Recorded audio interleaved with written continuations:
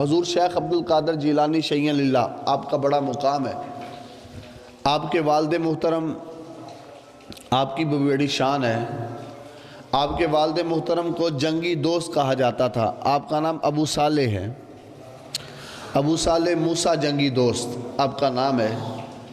حضور شیخ عبدالقادر جیلانی کے والد محترم جنگی دوست کیسے بنے؟ اس کی وجہ کیا ہے؟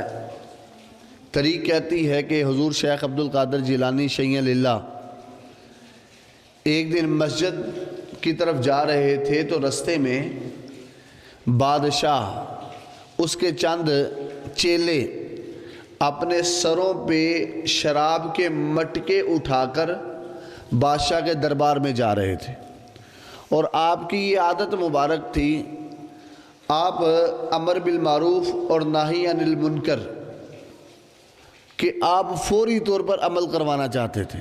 کوئی برا کام دیکھتے یہ نہ دیکھتے یہ بادشاہ ہے، یہ وزیر ہے، یہ چودھری ہے، یہ امیر ہے، برا کام دیکھتے تو فوری طور پر اس کو منع کر دیتے، اگرچہ آپ کو آپ کی جان کی بھی پرواہ نہیں تھی۔ آپ کہتے جان جاتی ہے تو جائے، لیکن میں برے کاموں سے روکتا چلا جاؤں گا، اور اگر کوئی بندہ رستے میں مل گیا، نیکی کا وقت ہے نماز کا، تو آپ اسے دعوت دے کے جاتے، نیکی کا حکم دیتے۔ تو حضرت ابو صالح موسیٰ جنگی دوست، ان کو جنگی دوست اس لیے کہتے تھے، یہ کسی کی بات میں نہیں آتے تھے، آپ کو اپنی جان کی پرواہ نہیں تھی، بادشاہوں کے ساتھ ٹکر لے لیتے، بادشاہ کو بھی منع کرتے برے کام سے۔ یہاں تک کہ انہوں نے کیا کیا، بادشاہ کے چند چیلے شراب کے مٹکے اٹھا کر اپنے سروں پہ دربار کی طرف جا رہے ہیں بادشاہ کے۔ آپ نے دیکھا یہ شراب ہے، آپ نے سارے مٹکوں کو توڑ دیا، شراب بہہ گئی، گلی میں محلے میں شراب جو ہے وہ پھیل گئی۔ بادشاہ کو پتہ چلا، بادشاہ کو بڑا غصہ کہا بلاؤ کون ہے؟ وہ چیلے پکڑ کر بادشاہ کے دربار میں لے گئے۔